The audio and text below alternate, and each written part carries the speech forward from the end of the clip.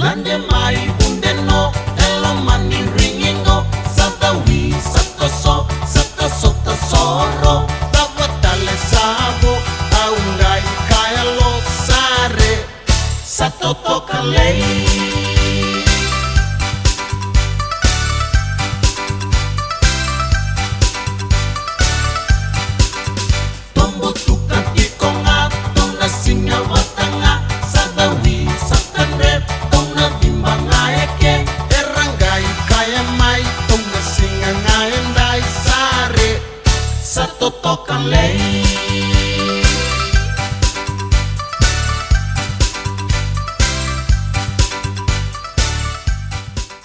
The magical thing with the Pacific pay gap is it's not until you kind of launch into it that you start to see patterns in your own places of work. There's this really unique experience for Pacific people where when we're included into spaces like universities, like the Big Four, we're expected to be grateful for our inclusion.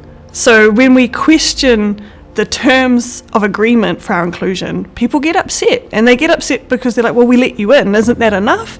It's like, no, actually enough would be paying me the same as this guy. Enough would be recognising that I offer something to this institution that others don't. Pacific women get paid 85 cents on the dollar compared to Pākehā men in the academy. So even in spaces that are meant to be really, really liberal and really advanced, we experience a pay gap. I earn less than my Pākehā female colleagues. It was a Pākehā female colleague who went, I'm sorry, you're getting paid what? No, you need to be paid this much. I'm getting paid this much. This is not okay. And it's that sort of allyship that will move this conversation forward. And so sometimes I think that we have a hesitation to talk about our experiences. We're told not to talk about pay, right? So it's rude, but when we don't talk about money, we don't find solutions, or we don't even know there's a problem. So I think that would be sort of my experience with it, is that once I started talking about it, people started sharing information, and then I realized that not only did I research pay gaps, I also experienced them. And so in this weird twist of fate, I guess, was trying to work out how to rectify the thing that I was researching.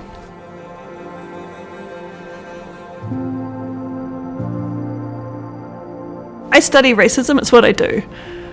Most individuals are not racist. The structures that they are working within sort of enable racism to happen. So if you approach an individual and you talk to them as a human being, a lot becomes possible. Build relationships with your bosses, build relationships with your CEOs, so that they start to understand the impact of 50 cents on the dollar for you is huge for your family in the community. It's not that much of a difference for them. And so I think it's about that, helping them to understand that it's not just about an extra 50 cents on the dollar. It's actually about being able to pay the rent or the mortgage, being able to buy food, being able to do something with your kids for the school holidays, being able to pay for a funeral without having to go into debt. When people say, Pacific don't talk about money, birthdays, weddings, funerals, any family emergency, we talk about money. Let's have that conversation in the workplace. Let's talk about what we're worth, who's giving us what, and how do we move to a point where we're collectively benefiting from the same work that's being put in. When we don't talk about it, the only person who benefits is the employer. One of the things we know from this pandemic is that the employers have made a lot of money, right? So people who were already rich before the pandemic started have just got richer. The rest of us who are not rich are paying more. Inflation in New Zealand, the cost of housing, the cost of living, the cost of groceries, everything is going up. So those at the top are still earning more money than they were in 2019, 2020, and Pacific people are not experiencing the same benefits as everyone else for their economic growth.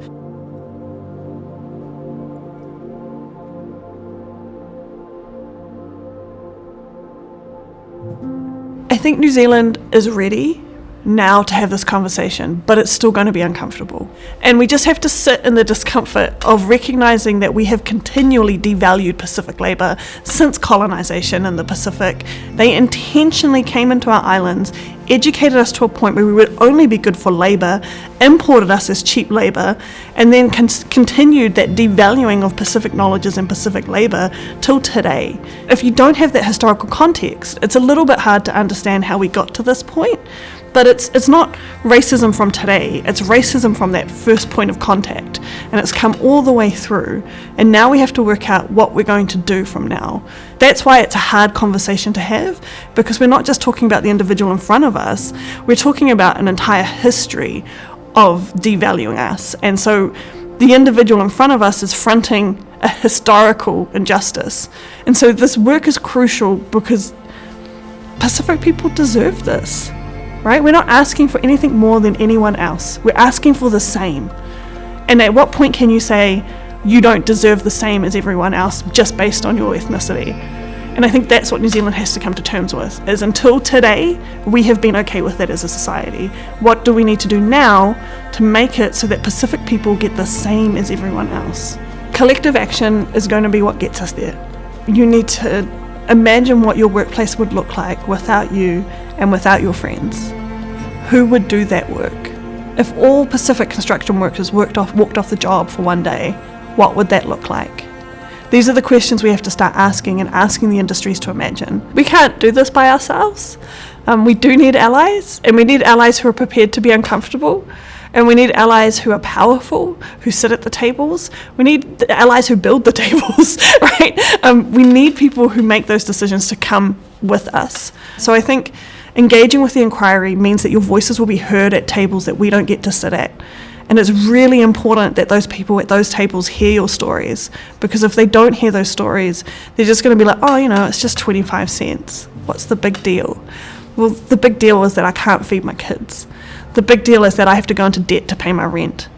The big deal is that my children don't get a Christmas. The big deal is that I work over 40 hours a week and still don't have a living wage or can afford this city.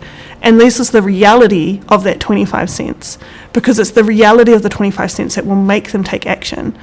And that's a story that you have to share. We can't share that. We need Pacific people in those industries to share those stories. I definitely believe that I have experienced pay discrimination on the basis of my race, but the tricky thing is that there's a lack of transparency around pay and around other contractual arrangements, which may make it hard to explain or to prove to someone who hasn't experienced this discrimination. But for many Pacific and for many Māori and minority communities, it's an instinctual feeling that we have that we're being taken advantage of. And it's also a very tough thing to talk about with the employer, because culturally we've been raised to be very humble and to not put ourselves forward or to not demand more than what we're given. So it's a very tough space in terms of appreciating what different types of employees bring. For Pacific peoples, we're often asked to carry the burden of a lot of cultural labour, unorthodox types of skills that workplaces appreciate and workplaces expect and need, but they seem to be valued less. So I think if we transform the way that we think about skills, we think about what Pacific peoples are worth in terms of what they bring to workplaces, then we can go about addressing and closing that pay gap.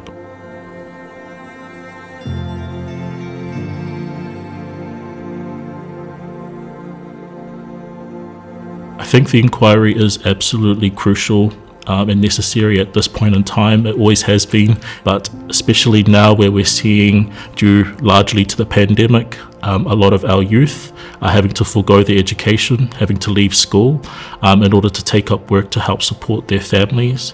And that's a result of not only rising costs of living, but inadequate wages that our people are being paid. It's a serious impact on their future and their ability to provide not only for themselves, but their own families.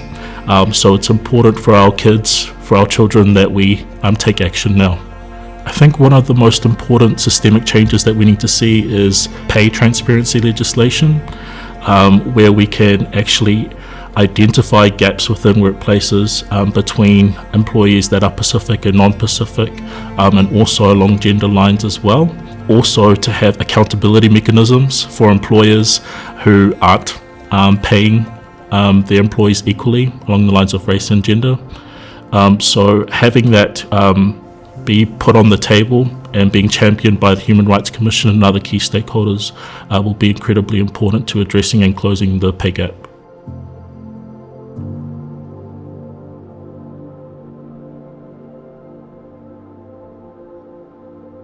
money in general is very difficult to talk about. And then when you add race, which is also an extremely difficult and sensitive issue, it triggers a lot of feelings and sensitivities, especially among Pākehā who don't want to be seen as racist. But it's important that we confront these institutional and personal biases that employers may have towards Pacific and other minority communities, because that does exist and it's important to talk about it. So normalizing those sorts of conversations is really crucial. I think it's absolutely essential for allies in unions and workplaces to come forward, because the Pacific pay gap impacts us all. When we're all not treated equally, it's not a happy workplace where we're all able to perform our best and do our best work. Why do I think it's the time now to address the Pacific pay gap?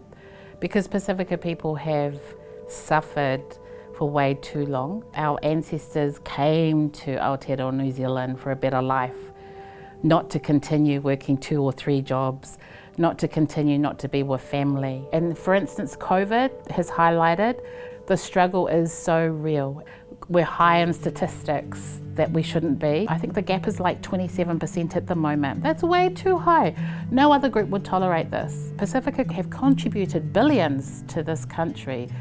So it's only fair that we bring our Pacifica brothers and sisters and all future generations up. With the PPG inquiry, what I would like to see is more Pacifica given the opportunity to hold key roles in decision making.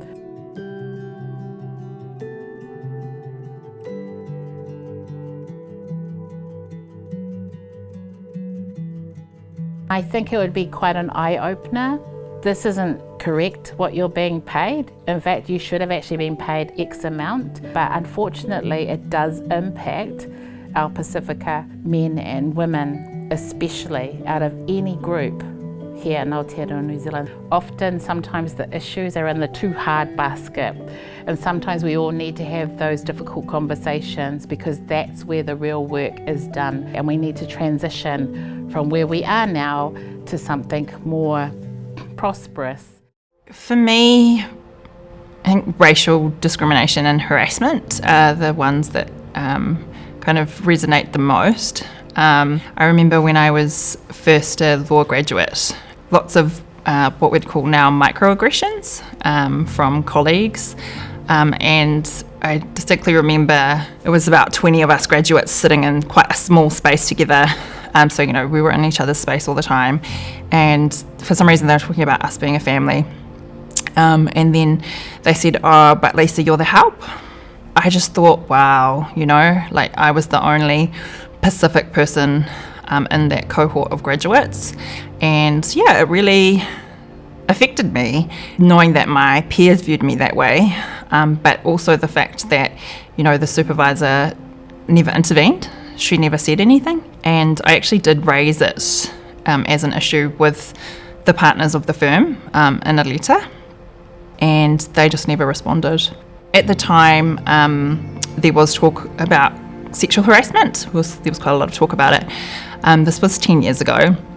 And then more recently, there's been all the talk, the Me Too movement, and particularly sexual harassment around certain big firms. And I felt that as a young Pacific woman, racial harassment was actually far more of an issue for me than sexual harassment. I have experienced sexual harassment, but for me, the racial harassment was far greater an issue. And I've always kind of thought that, when's that issue going to come to the floor? When are we going to talk about racial harassment? I think there's a growing awareness of racism generally. Obviously there was the Black Lives Matter movement last year. There's long been treaty rights and movements around rights of tangata whenua, but there is still that hesitance around, I don't want to be seen to be raising the race card. I think it's about, number one, recognising it for what it is, and number two, supporting each other to have those conversations. And then number three, I think it's about employers being willing to listen and being willing to hear that your staff member might feel minoritised or racially harassed or culturally unsafe.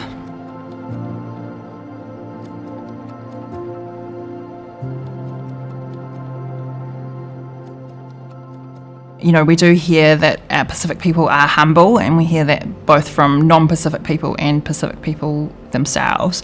But I would actually challenge that, because the other thing that we're hearing through the inquiry is that when Pacific workers do get the confidence to challenge equal pay issues, such as where they are being paid less than a colleague with exactly the same qualification and experience, when they raise that issue with their manager, they're told to mind their own business, to lump it or leave it. Why is that person being paid $5,000 less than their colleague with exactly the same skills and experience in the first place? Like, that's actually on the employer, It's actually unlawful. It's already unlawful. But I think that employers need to look at themselves and challenge their biases and think about, well, what is it that makes them think that a Pacific person is worth less? I think it's the perfect time for us to be having this conversation. I think it's long overdue. Nobody wants to be called a racist, right? I understand that. But you do have to really challenge yourself. And I think you can start with the easy stuff like measuring ethnicity. Sometimes we meet with employers and they say, oh, there's no ethnic pay gap here. And we say, okay, well, how do you know that? And they say, oh, well, we think there isn't one, and it's clear that they haven't actually measured it. What are our values as a society? What kind of world do we want for each other and for our children? And do we want that to be one where all people, regardless of their ethnicity, can live with dignity, can have enough to provide for their children, have a decent home to live in, feel fulfilled by their jobs? Or do we want what's happening now, which is there's an increasingly a large segment of society who are the working poor, and they're struggling every day, and that's actually not good for them, and that's actually not good for all of us. The Pacific pay gap is the difference between the highest income earners in New Zealand and the lowest income earners, and the lowest income earners are Pacific peoples.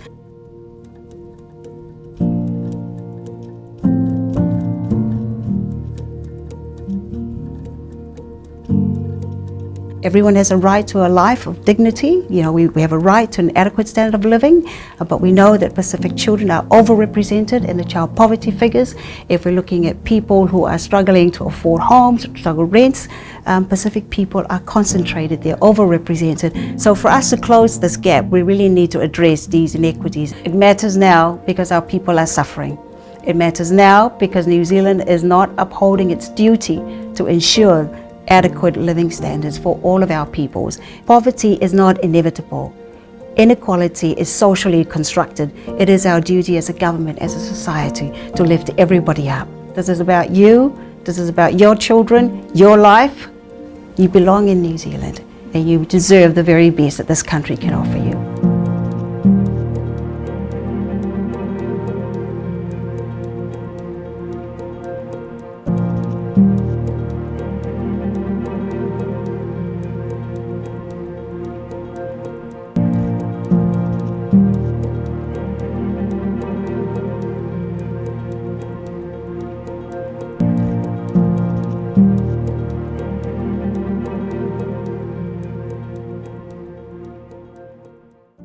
O te whatalo whatu I te e mana me malu, we while nei tu la malo lava le soi for. Tēnā koutou rangatira mā.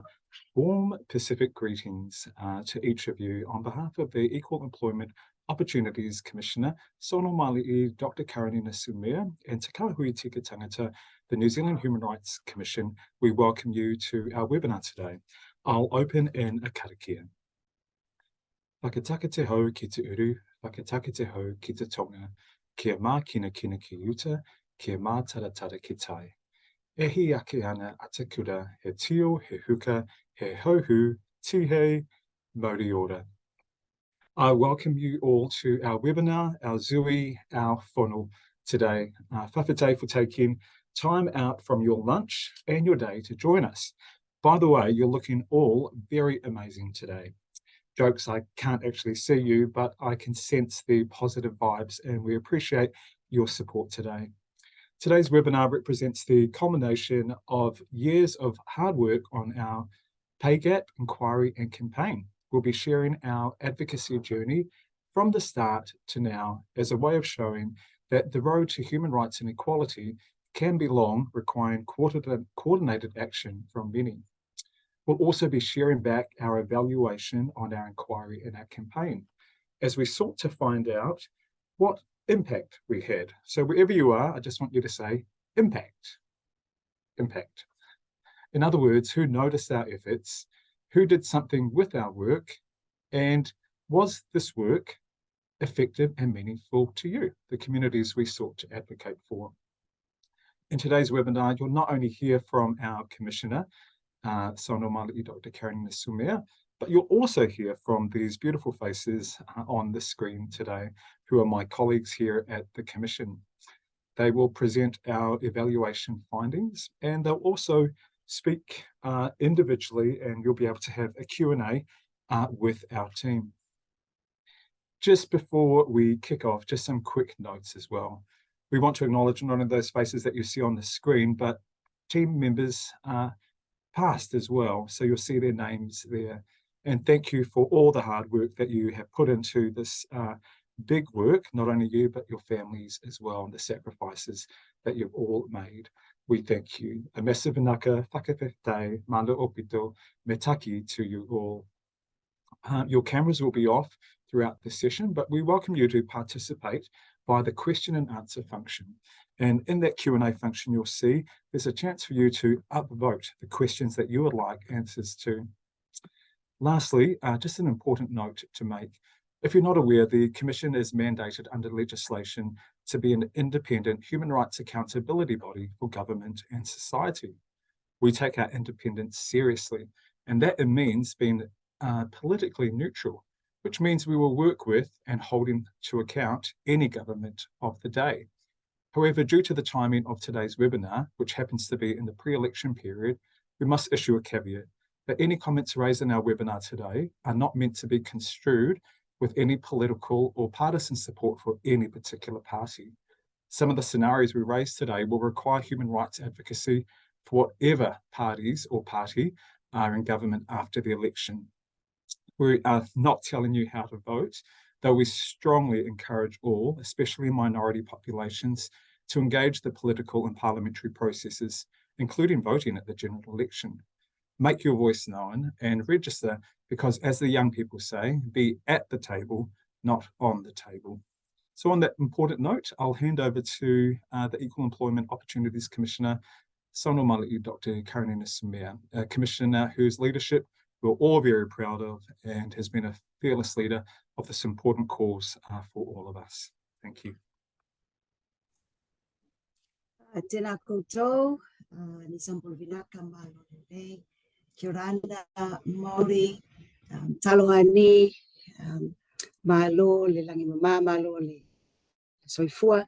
Thank you all for making the time. I hope you've got your lunch beside you while we tell you this news today. We wanted to tell a story, and we wanted to remember some stories from our Pacific communities and others. It's a story of resilience. It is a story of strength. It is a story of a sense of social justice. It is a story of a sense of duty. And it's also a story of love and alofa and self-respect and vision. So that's what we want to bring to you today. And before the team come and give you some of the learnings, I just wanted to add extra acknowledgement, to everyone, to all of you who are here today and all of your families. Some of you own businesses, to your businesses, to our union partners, to the National Advisory Council on Employment of Women, to our sisters at Mind the Gap, Global Women, Pacifica, to our brothers and sisters at EMA, and to all the officials who have helped from the various ministries who have helped in the background to also guide our thoughts and all the work that you're doing in the public sector in this space. Whawhitai lava, me taki, whakawelahi. Thank you for all of your support. So I will stop talking here and I will now hand it over to the team, and we welcome your questions. But again, Thank you very much for all of your contribution. You have gifted us with your voice, with your courage, with your trust, and your belief that something will happen to make things right. Thank you, Whaftai. Whaftai te lava, Karanina. So right now we will watch a summary video of the advocacy journey from the time this issue became known to the Commission, or rather we started advocating publicly for it in 2018 through to now. So enjoy this video, which will take about 4 minutes, and after that we'll get into our evaluation findings. Thank you. Are you being paid what you deserve? Chances are, no. Many New Zealanders across the country aren't being paid their worth. Te Kāhui Tika Tangata Human Rights Commission has been on an extraordinary, groundbreaking journey to champion pay transparency. With the support of everyday New Zealanders, we've pushed pay transparency to the forefront of conversations about pay gaps. Pay transparency policies enable us to compare our wages with others in similar roles, ensuring fair pay within workplaces across Aotearoa. Going beyond gender, we've sparked a powerful movement empowering Pacific, Māori and ethnic communities to speak out on pay gaps, bringing ethnic pay gaps into the spotlight. All the while emphasising the need for the government and employers to respect and uphold basic human rights and te tiriti o Waitangi commitments in the workplace. In November 2018, our vision took shape. A powerful call for a new independent body to champion pay transparency ignited through our compelling parliamentary submission.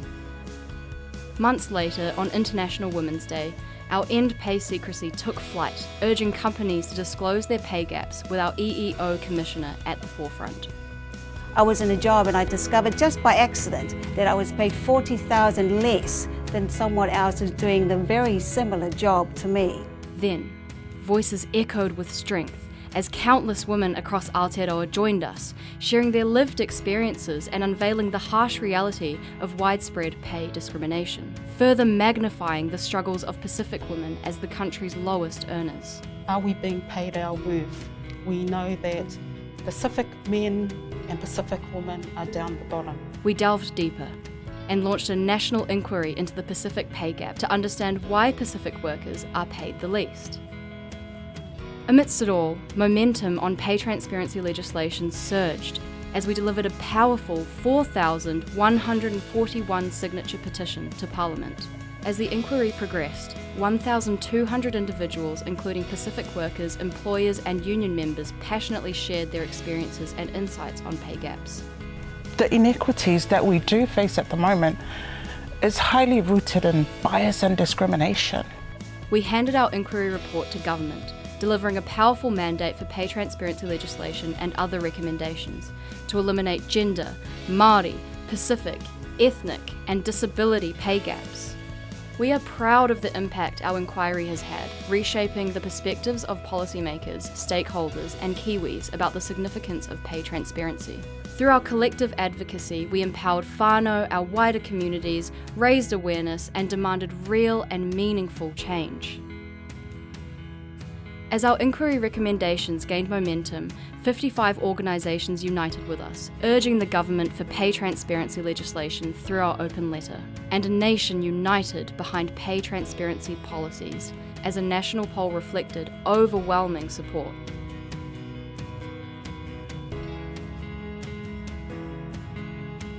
Powerful lessons, milestones, challenges, courage, and aroha paved the path to pay transparency and closing pay gaps on our advocacy journey. We will introduce a mandatory gender pay gap reporting system here in Aotearoa, New Zealand. And as we celebrate our victories, we know the long struggle has been worthwhile. With a commitment to pay transparency legislation, we're paving the way for real strides in eliminating all pay gaps.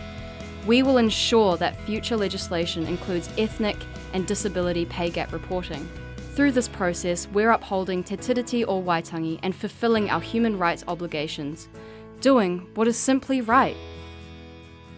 We appreciate you for being on this journey with us. Your support has been instrumental in making progress towards pay equality. Together, we are now transforming and paving the way for a more Te Tiriti honouring, equitable and inclusive future for Aotearoa.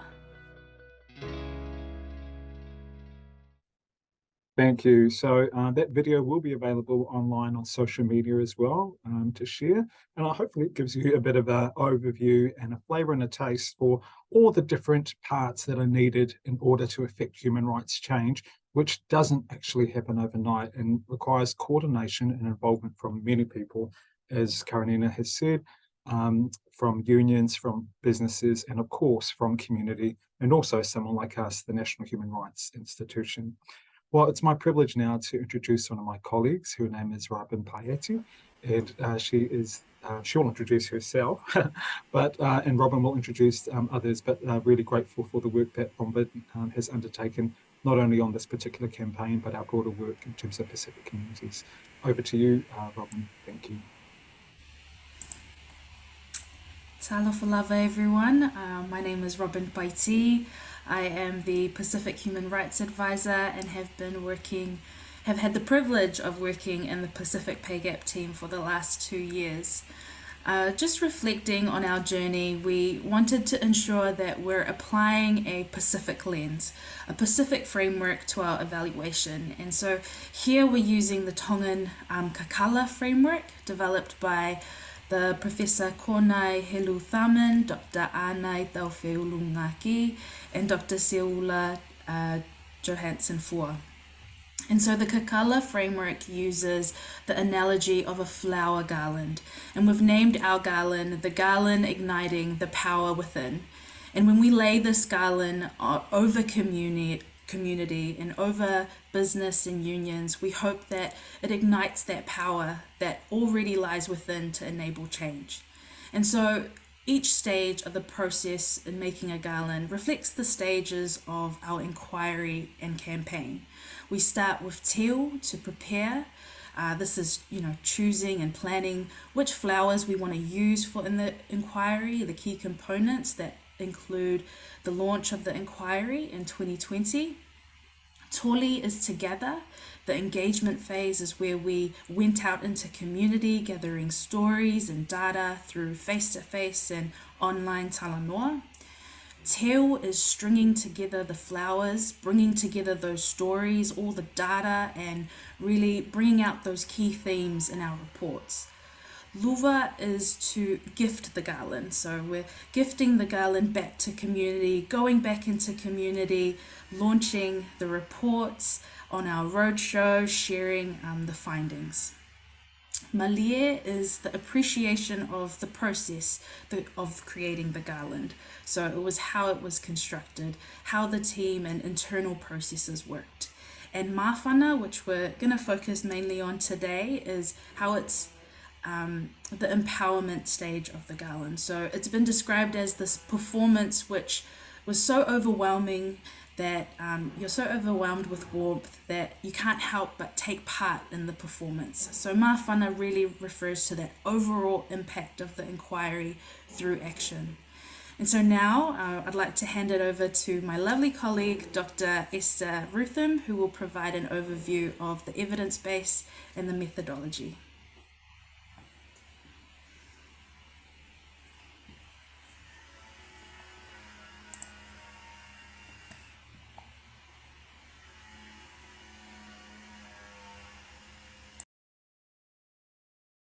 Hello, Falava.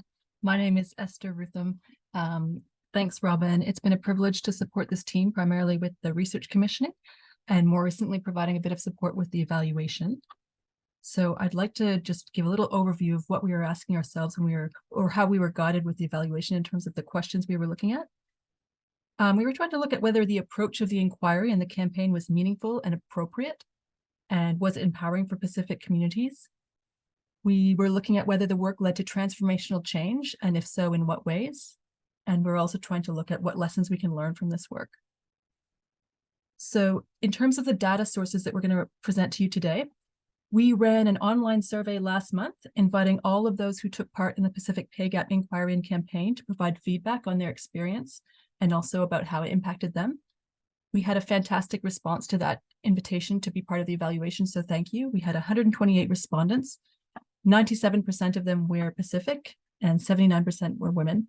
So thanks so much for taking part. Hopefully some of you are here today. In addition, we also offered the opportunity to key stakeholders from across government, the private sector, academia, community, and unions to provide feedback through a questionnaire or an interview.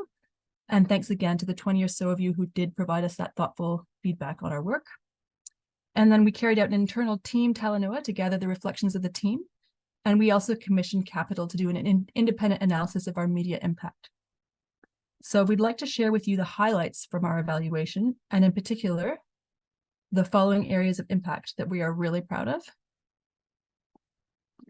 So number one, together we've shifted the dial on how we talk about pay inequities to include ethnicity.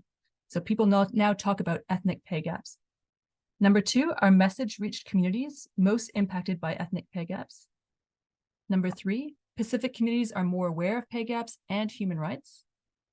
Number four, Pacific communities have evidence and language to confidently raise workplace issues. Number five, Pacific workers are taking action. Number six, we've now got more champions in addressing ethnic pay gaps. Number seven, government agencies are paying attention. And number eight, employers are also acknowledging the issue. So I'd like to hand it over to Rachna, our communications and media lead on the team, to talk to you more or share with you more of the impact of this work on media. Vinaka Vakalevu Esther. Putni Sambala Vinaka, Namaste, Noia, Assalamualaikum, greetings from the beautiful islands of Fiji, where I hail from. I am the communications advisor for the commission, and I've worked quite closely on this inquiry for the last 2 years, and alongside our wonderful EEO commissioner. And so one of the single greatest impacts of the inquiry has been the real shift in how we talk about ethnic pay gaps. And that really happened with the way in which we were able to bring that into the public consciousness. And what we've seen is that prior to the work that the inquiry had done or the commission had done, the conversations were generally about gender pay gaps and the experiences of Maori, Pacific, Asian, and ethnic minorities around pay gaps wasn't really in the public sphere. And so we had seen that shift really take place with the work that we've done with the inquiry. And that feedback came through quite clearly from our communities, also our stakeholders, and our friends at Mind the Gap provided us wonderful feedback saying that the Commission's campaign had contributed to the changing national dialogue on pay discrimination. And that issue was sustained in the media for many months, which is rare. And that actually segues in really well into the media impact. If you'll see, actually, when we think about how that issue was sustained in the media from the time of the inquiry back in 2021, around April 2021 till date, we have had over 300 media interactions around the ethnic pay gap, around Pacific pay gaps, around Māori, ethnic Asian pay gaps. And that has been the work that we've done, the strategy that we've had working alongside media. And what we've seen is that conversation has really shifted. We've seen how media have approached that issue, how that has changed, how the conversation has really moved beyond gender. And it has also been quite evident in how media have started reporting on the issue. And that actually really shows us how well the issue had gone beyond gender. If we go into Impact 2, that shows us how that issue was sustained. And the reason that really worked well is because we reached communities that were impacted by ethnic pay gaps through the channels in which they were consuming information. That was quite, we would say that was quite intentional on our part. The inquiry was really intentional in ensuring that we were reaching our communities in ways in which they were consuming information. So that meant reaching communities via iwi radio stations, reaching our communities via Radio Samoa, Tangata Pacifica, Radio Wātea, Radio Tarana for our Asian communities, and even as far as our community access radio stations out in the provinces. And so what this did was that, apart from having a strategy where we reached out to mainstream, which was our general, ordinary Kiwis, we ensured that the voices of the people that were impacted by the inquiries, by ethnic pay gaps, was actually platformed across a wide range of platforms, and that was through community radio, Maori radio, Pacific radio stations, all kinds of media, and that impact was wide. And so, Manaka Waka level, I'll pass it on back to my colleagues who'll go through the other impacts.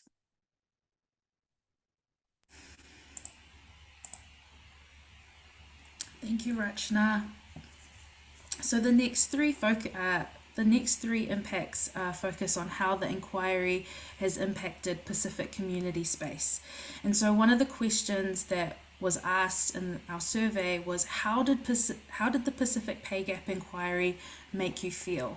And we received a range of responses. And so when people became really aware of the extent of the pay gap, it made people feel really angry and undervalued. But once we started talking about our inquiry and the vehicle of the campaign, it really brought a sense of hope. It lit a fire, one person said, and it empowered people and invalidated their lived experiences. So impact 3, it shows that a majority of our Pacific community members were engaged with the inquiry, both were aware of pay gaps and had a better understanding of human rights. One person said that it was both good and confronting to see the figures break down in front of me. The next impact is about the evidence and the language to confidently raise workplace issues. So we had 69 of our survey respondents who felt confident in their value, and 68 felt more empowered to speak up about their workplace matters on behalf of themselves, their families, and their communities. And these are just a few quotes from our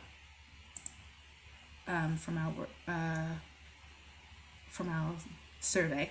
So, I am better equipped to teach my child about asking for what is fair, and for her to be more assertive about what she requires as an employee. I hope things are much different when she enters the workforce in a decade's time. Another said, I think from my own observations in speaking with people at church and my own family, it has given us that evidence base, that security, that confidence to speak up.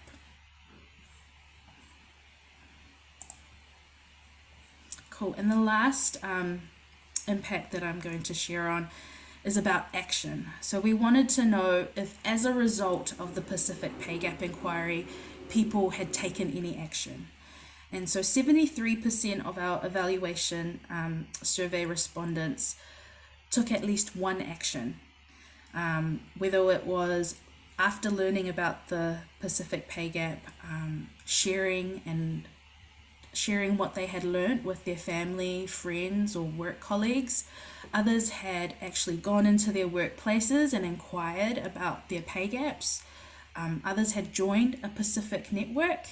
And one of the biggest highlights, I think, is that around 15% actually renegotiated or negotiated their pay. So that was really huge and for our team. Some of the quotes that we've gotten is, PPG reports were great. We had something to talk to and give to our CEs to implement changes in the report. Another said, I have also been able to incorporate some of the findings and recommendations in my everyday mahi and using it as a tool to influence my networks and colleagues. And one last one is, I discussed it with someone at my work, a PI young woman, been working for 15 years, still not in the mid-range of her salary band. Shame on the employer. So this has been really emotional for a lot of us who have taken part in the kaupapa. We're seeing the fruits of our hard labour, witnessing firsthand the impact on the community. So it's been a real blessing. So I'm now going to pass it back to Esther, and she'll share about the building of champions in other spaces. Whawhatai. Thanks, Robin. Okay, so we're really pleased that we've now got more leaders, more organizations who are speaking out about the need to close ethnic pay gaps.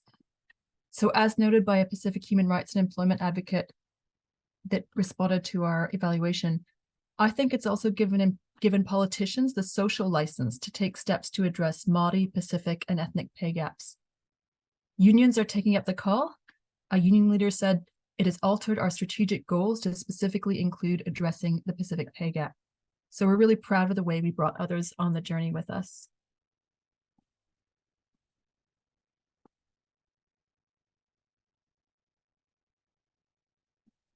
And importantly, government agencies are also paying attention. So those participating in our evaluation interviews confirmed that the inquiry report and recommendations and supporting documents are being used as an evidence base within government. So it's another piece, in the words of somebody that works at a government agency, it's another piece of evidence we can use. And in particular, the beauty of it is that it's come from the people.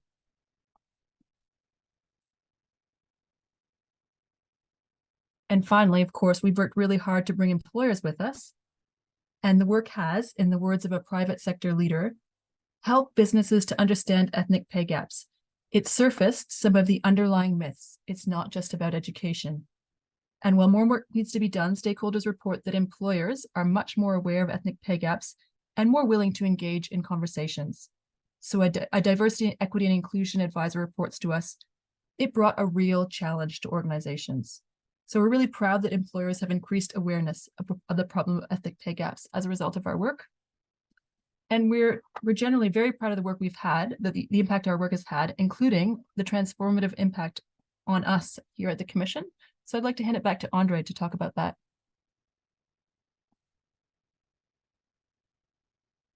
Malo, thank you so much, Robin, Esther, and Rachna, and the team for the impact and the evidence statements from community, from government, and business, to name a few. Well, this project also had an impact on us here at the Commission. Our evaluation showed that we engaged with Pacific communities who had not heard of us before. 56% of survey respondents said that they hadn't heard of Te Kāhui Tika Tangata, the Human Rights Commission, prior to this project. Another 63% said that, reported that they feel comfortable in approaching us regarding Pacific people and human rights matters. And we know that this is an issue right across the public service, that it is hard for the communities that need it most to be able to access many of the government services that are available. So this is a really excellent outcome. And we also know that this is not the end of our work and engagement with Pacific communities. A respondent said, having data like this, or the inquiry produced, said, and people such as Karanina and the HRC talk on my behalf and advocate for people like me, gives me hope and determination to keep going.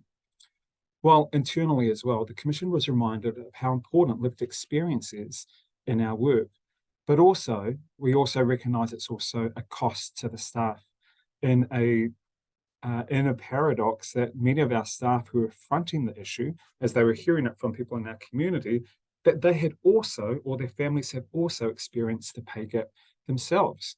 And so in other words, how do we recognise the contribution of lived experience on our team, often learnt the hard way, but how do we make sure that we are supporting staff who are receiving that information and fronting that information, but sometimes also experiencing it themselves? So the Commission, as a result of this project, has reviewed some of our own processes and making sure that we can really acknowledge and support those with staff of lived experience. Well, now we're at the Malia stage in the Kakala framework, so we're right at the end. And in our evaluation journey, we're now going to talk about how we did the work. So previously you've heard from Robin and Esther about what we did and why we did, but now we're going to talk about how we did it. One of my mentors, Dr. Debbie Ryan, once said to me that when you're working on a Pacific project, that it's not enough to look at the outcomes and the outputs. They may be positive, but if you've arrived somewhere and the process you've used has not been good, then you're actually in a win-lose situation. She goes, Pacific projects are holistic, and it's not only about what we produce, but it's also how we went about it. And so in this section, these impact statements, we asked you what you liked about the way that we worked and how we did it. And the first thing that you said to us, overwhelmingly, you said you loved how it was by Pacific, for Pacific. Someone says here from the outset, it was for our communities, by our communities, and that was a priority for the team. Any human rights project to be successful and to gain traction, it needs to be from our people. And so here I'm not just talking about the Pacific people at the Commission, but rather you saw that this was a cause that you wanted to get behind, and you started advocating for this in your various settings and places where you come from. So that was a really wonderful thing for you to have reported back to us as well. The next thing that you said to us was that the way that we showed the evidence base was really important and respected by you. Someone here says, knowing that we have concrete evidence, documented evidence, the data that we can refer people to and remind leaders of, and to look at the data so we can have some real conversations. As we've said in the past, that many of us instinctively thought that we could be experiencing this, or our families could be, but perhaps we didn't have the language or the evidence. And so you have said here that the evidence base that the Commission has produced on your behalf has been really, really helpful.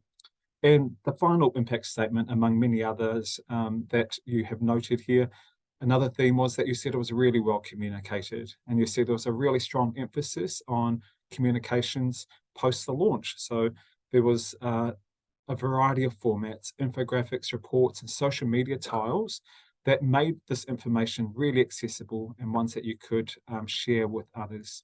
So thank you for the feedback that you've given us. Well, earlier this month, we reached a really important milestone in our campaign and in our inquiry. And that is to say that earlier this month that the government announced policy plans to introduce a mandatory gender pay gap reporting system in a step towards pay transparency, which we've been campaigning for since the beginning of the year, amongst many others as well. And in this statement, the government says that it's also committed to exploring the inclusion of ethnicity in pay gap reporting, as Māori Pacific peoples and other ethnic groups often face the compounding impact of both, not only the gender, but also the ethnic pay gap.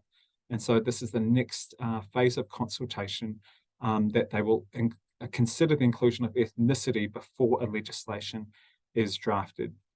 Well, there's a lot to celebrate. Hopefully, as you've heard those impact statements, you've perhaps some of your own sentiment and some of your own feeling about the campaign or your own experience has also been reflected as well. But there's still more to do. So if we just go to the next slide, you've told us, and we've accepted the challenge because this is something that ultimately we would do together, that you've said that it's important to keep building those relationships with Pacific communities and do it the Pacific way, as you have pointed out to us. You've also said that we need to keep the momentum with legislative and policy change and impact. And so we can't take our foot off the accelerator on that one. And that requires all of us to do that. You've said that you want us to keep pushing employers to do their bit as well. And you also want us to continue to amplify the voices of Māori and to keep building our coalition of allies so that the whole system is singing from the same song sheet, so to speak. Well, we've done our talking and sharing of our findings, and we know that our communities can sometimes be a community that one might say is over-consulted, over-researched, but sometimes the report, or rather the work that governments or other organisations undertake, you never hear back from us. And so today is a way of sharing back, not only in terms of what we've done with the information that you've shared with us, but also to measure its impact as well. So we've got a Q&A function there on the screen, and please do put any questions forward. And we've got about 20 minutes now just to have some questions from the floor. As those are coming through, and remember to upvote those questions, yeah, if you see something there, then please put them through. Well, I've got a couple of messages here just before we get into the first questions. We have a message here from the Chief Human Rights Commissioner, Paul Hunt, and he's actually just he just shares his deep appreciation for his colleague Saunoamaali'i, Karanina, Sumeo, and the wonderful team for shifting the dial, changing the dialogue in regard to gender inequity and gender. Congrats to everyone.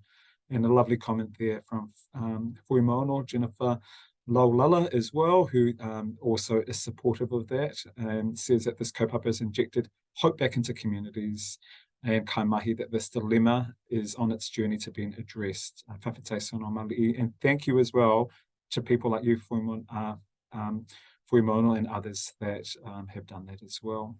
So there's some lovely comments, congratulatory comments in the chat there. Please do keep those coming. I just might hand it over to Saunoa, Karanina, Saunoamaali'i, Karanina, Sumeo. Are there any additional thoughts or reflections that you have about what you've heard today, or any other things you wish to say? Yeah, well, whawhetei lava team, thank you. And clearly, as our webinar participants can see, this has been an absolute commitment, professional and personal. You can feel the love and the respect from our team for our community. So I just want to thank the team again for the work. I also want to acknowledge two people who have left the commission who helped with this. One is Joanna Masco, who was the one that planted the seed in me about an inquiry. So I just want to acknowledge her, whether or not she's online, and also Christina Victor, who helped out in the initial phases. One of the things that we learned was in terms of the languaging of human rights to our communities. The equation was whatever we put out must be in language that is relatable to communities. We can always talk truth to power. That is our thing. That's our mandate. But actually, the real power is in our communities. And if we put out material that we want to help empower, then that has to be really relatable. So seeing that so many people have taken the report, number one, the report made sense. It was about them. They saw themselves in it. They related to it. So communicating human rights in everyday language was so key, because clearly then, like you said before, Andre, it gave the language, it gave the numbers that they didn't have. And clearly that's the sort of material that's useful for our people in our human resources, to our recruitment, to our CEOs and people at executive tables.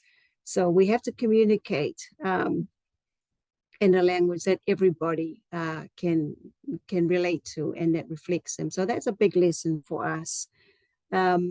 And the other thing that we have gained through this is just that absolute recognition that when we're talking about pay gaps, we're talking about whole communities, whole households and communities who miss out when there's racial and gender and inequality, and also around disability. It's not just the worker that misses out in opportunities. It's the whole household and whole communities when you multiply that, when we're talking about Pacific communities and our ethnic communities. You know, we're here in Aotearoa, but many of us also send money back home to support families back in our original homeland. So these are significant things. So it's really great that we hear this intention to work on legislation to address the gender pay gap. Absolutely, sexism is alive and well, but we must now move on and recognize the diversity and the reality of Aotearoa. This is about lifting whole communities up, so we're no longer leaving them behind. So those are the big lessons for us. But again, if it wasn't for the respectful revolution that has come from our Pacific communities, our Māori communities, and our ethnic communities, we would not have gone this far. And I want to acknowledge all the effort from our sisters in Mind the Gap and Global Women and the national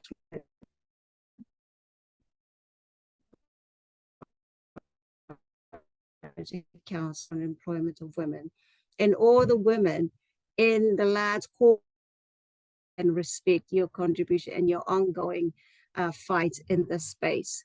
And we are honored to walk alongside you. So that's a small brief for me, Andre, just to recognize it again, if I've to all of our participants. Saunoamaali'i. We've got a number of questions that are actually coming through the chat at the moment. Some of those that we don't actually have the answers for you yet, but as per our previous webinars, what we do is collate all the questions and then we provide those in a written form. So apologies if we're not able to answer some of these questions on the spot over here as well.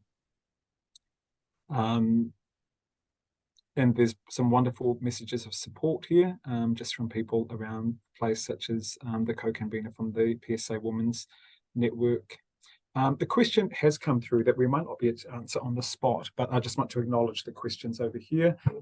So one over here is around platforms available for the sharing of mechanisms and initiatives taking place specifically in government agencies, Pacific-specific initiatives. So that's one of the questions that's been raised there. So anyone in our team that can look after that question currently? And if not, please don't worry, that attendee, even though you're an anonymous attendee, what we'll do is we'll publish those to our mailing list as well. Thank you for that. Yeah, it's certainly a request that we can pass on to our colleagues at the Public Service Commission. There's a whole lot of work that's happening there. Alex Chadwick is leading a whole lot of work there. Tofi Lau is also there. So we can pass on that request in the public service if they could consider creating a platform to share information. I know a lot of the core government departments have got action plans to address and close Māori and ethnic pay gaps. So I'm sure they'll be open to it. So we'll pass it on to the team. Thank you. Absolutely. And just a reminder for those who missed the announcement earlier this month around some of the policy announcements, that in fact that will be the work in the coming new parliamentary term to actually look at the policy in terms of how we enact that. There's a question here in terms of will the Commission be looking at the pay gaps? I'm going to hand over to my colleague Rachna Nath to respond to this one now. Thank you, Rachna.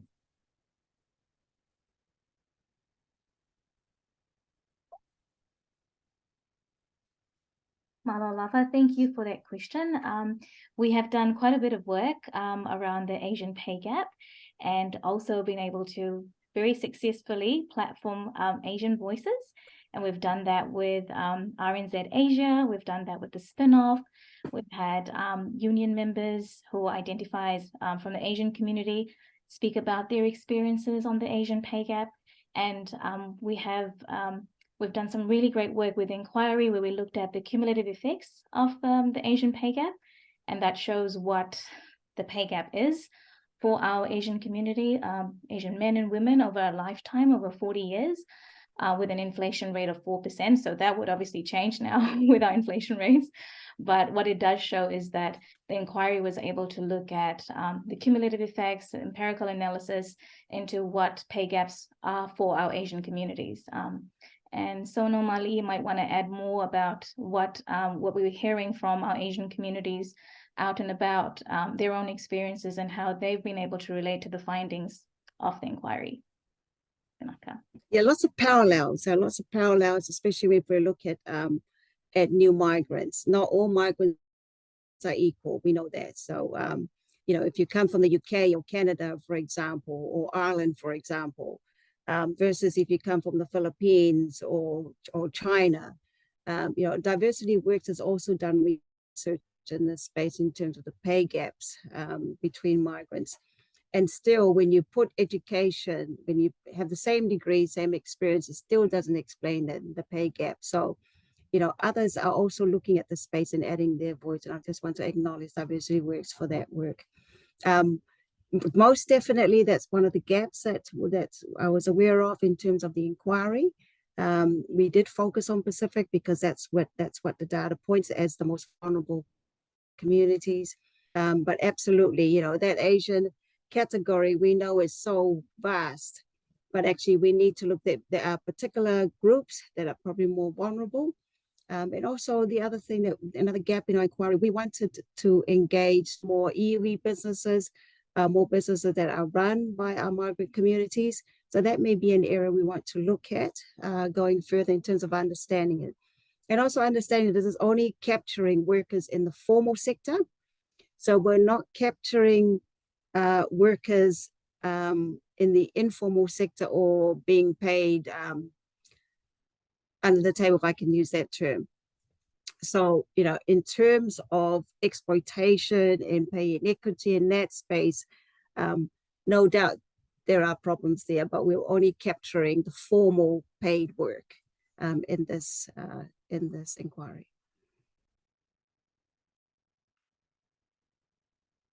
Lolava, thank you so much. There was a question here from Mele Went and Malo Mele, an acknowledgement to thank you for the work, but then also just to ask about a discrepancy in terms of the graph. And so I will get back to you on that one, Mele, but basically I think it comes down to the data reporting period in which the graph was referring to. So we'll confirm that with you after the webinar. Thank you. Yeah, the accumulated losses. So that work was done by the Work Research Institute at AUT. It was done by Gail Pacheco and her team there. It wasn't done by the Human Rights Commission. So rest assured, people who knew what they're doing did that. We're not economists. But so I want to acknowledge the Work Research Institute as well at AUT for their work around that. But that was the real eye-opener when we saw the significant one, just under $500,000 for a Pacific woman. If we don't address the pay gap, that's the loss, not only to her, but to her family. And, you know, when we have fundamental rights, equal opportunity, you know, all that sort of stuff, it makes no sense that we would allow this to continue. It makes us look bad as a nation, but it's simply, well, it's not us. So that hence the urgency to recognize it and address it. But yes, I just want to acknowledge again Gail Pacheco and a contribution to this, to our campaign. Hello, Lava. Just before I hand over, another question to you, Saunoamaali'i. Again, just want to acknowledge all the past team members that have worked on this project. It was on the screen earlier, but the likes of Lisa Matthew-Fox, Johnny Akatapuria, Laura Bond, Ned, and many others. Thank you for your contributions. And for those who have joined us today, I hope you feel very proud of the work in the same way that we do. Saunoamaali'i, earlier this month, when the government announced some of its policy announcements, you also were quite clear in the media while you welcomed that announcement that it was not far enough. So some of the questions that have coming up here are about next steps. So perhaps you can just guide us through what your view is in terms of what needs to happen next in terms of the ethnic pay gap and pay transparency. Yes, well, we've certainly been talking to members of the different parties as much as we can. We've certainly invited them to conversations. So, you know, no one's getting more attention than the other, making it clear that this is a human rights issue. You know, it's, and, you know, as one of the executives from CTU said, you know, don't politicize this issue. You know, this is a fundamental issue of fairness and decency, you know, to each other. So we will continue to advocate for this legislation and to advocate for every worker to be involved. So we don't want pay transparency legislation to only provide protection to those who work for large corporates, basically, which is 250 up in large government departments. If it's based on human rights, then every worker matters, every worker counts. And therefore we want all businesses, regardless of size, to be covered under this pay transparency legislation. That is our fundamental requirement. And currently we know at least 1 million workers will be excluded if we simply focus on those large corporates. So from a human rights perspective, you can't start off doing pay transparency when the why isn't clear. So when the why is clear, and our why is we want equality and equity for everybody. We have the same right to that. And then, we can find ways to make sure that that is the case. Otherwise, so many people work for our small businesses. If you're going to exclude them, that's not right. First off, so let's start from the right foundation, and that's what we will be lobbying for. Doesn't matter who's in government. That's what we'll be lobbying for. And it's great to hear encouragement from Business New Zealand and Point Manufacturers Association, who support in principle pay transparency. So we want to push further, because the majority of people engaged in this inquiry worked for workplaces that are not 250 employees up. So we want to recognize them and respect them and honor them too. Absolutely. I think one of the other things that we see in our work here in human rights, that often fundamental human rights issues, unfortunately, do become politicized. And so one of the wonderful sort of learnings and insights that we received was when we had commissioned polling to actually say that regardless of people's political support, the parties that they support, that there was overwhelming support from across the cross-section of New Zealand society, no matter what the party that people represented, for pay transparency as well. So that was really great to sort of shift the dial beyond this just being an issue only for Pacific and ethnic people. In fact, the overwhelming message was, this is what New Zealanders want for a free and a fair and a good New Zealand, to have these types of policies and legislation that can help all of us. There's a question here, and perhaps one of the team can answer this. It says, can you comment on age and perhaps intersectionality in terms of how this affects the pay gaps? So, we're looking at gender, we're looking at ethnicity, but anyone want to just comment more broadly in terms of intersectionality?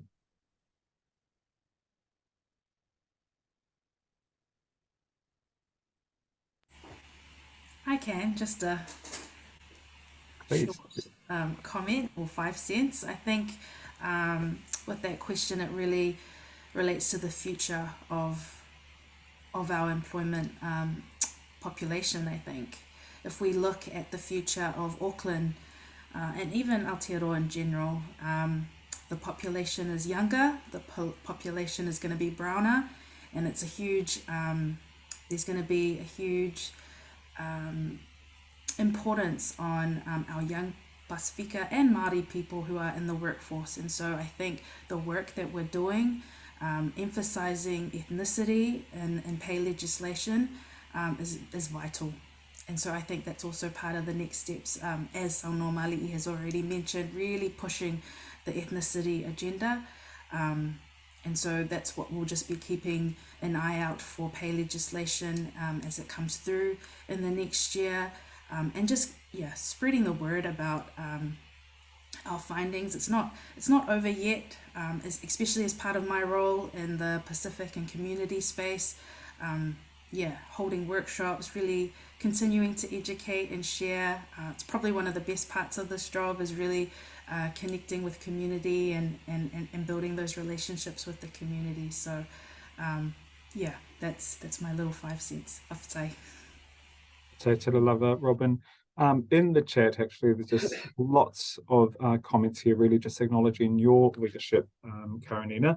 And I know that you're very quick to deflect that, and also to really acknowledge the collective and individual leadership of people in our community. But, we've shared some statements today from our evaluation survey, but there's a lot of really wonderful, heartwarming stories, actually. And I think I remember of an anecdote that was either you or someone else was told that they were in a cafe, and some people, a group had actually done with our findings. Would you mind just telling that for our audience? Yes, but just before that, I'll just say age is one of those characteristics that is, that's forbidden for discrimination, but there are exceptions. For example, if you're 15, obviously you can't give them a job to serve alcohol, for example. But it should not be a reason to pay someone less, or less than anyone else, or offer them less favorable conditions as anybody else. Not only for young people, but for older people. And when I say older people, we even talk about a woman who's coming back to work after being at home with her kids. She may be older, so age is not one of the grounds that you can discriminate against, with those exceptions, as I said before. Yes, so I was at a cafe in Grey Lynn with my family, just having a coffee, and a young man came over to me and just acknowledged the inquiry. And he said when he saw that, he shared the document with his colleagues at work. They worked for a manufacturing firm, and together they took the report and argued for more pay and were successful in getting it. So that's just one story, that's happened. So for me, that was extremely humbling, but to know that this report gave them the words and the numbers and the feeling of being seen and valued and worthy, that it moved them. And it helped their business owner to recognize their worth. I mean, let's face it, we can't afford to lose talented people that we've invested in our businesses. We want them to stay. For our businesses, some of them, this is new information, and that's great. So let's share the information. Let's have a dialogue between our businesses, and help each other to do the right thing. There are tools that the Public Service Commission has in terms of how do you measure ethnicity. You don't need to invent new tools. There is material there that can be shared, and save some of the stress. Well, malo lava Saunoamaali'i, thank you so much for your leadership from the moment you sort of entered the space on this. As the evaluation statement impacts say that the dial has well and truly shifted to include ethnicity.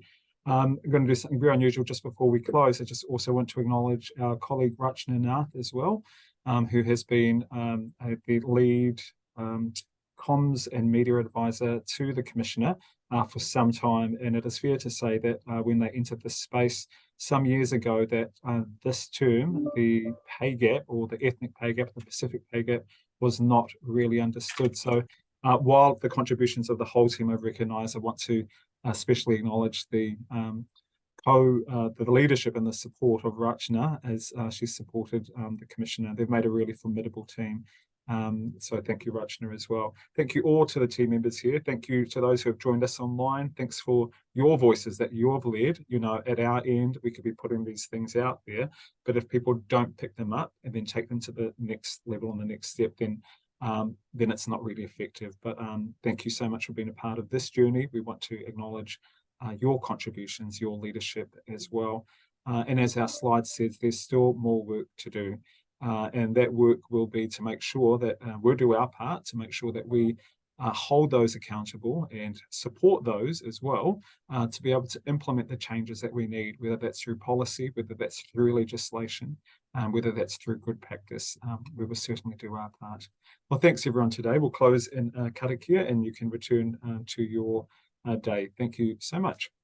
And for those who have asked questions regarding the Q&A, we will send those out as well. Let us do this karakia. Kia te rau te rangimaria, kia runga I tātou katoa. Ruia, ruia, ruia, ruia. Ruia ki runga, ruia ki raro. Ruia ki waho, ruia ki roto. Ruia ki uta, ruia ki tai. Hu ana ki te rangi, turu ana ki nguku ngā. Kua tau, kua mau, tihei, mauri ora. Mauri ora. Thanks everyone for joining us today and enjoy the rest of it.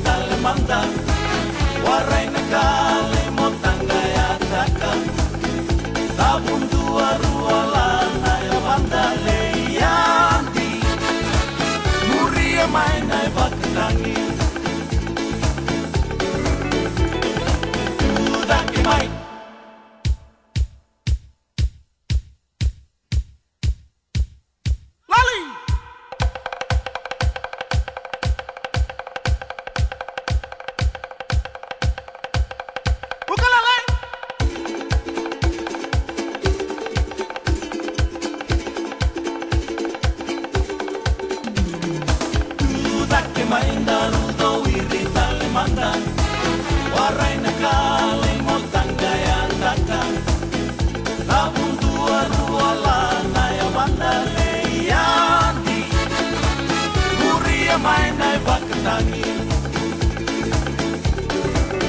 oleka leka walenga non the sango koso mainda do wiri tau wako kenai dina le kata wako wako le yandi muria mainda bakatangi mainda rudo wiri tale manda warai na kale mo tanga ya taka tabun tua ruala na ya banda le yandi muria mainda bakatangi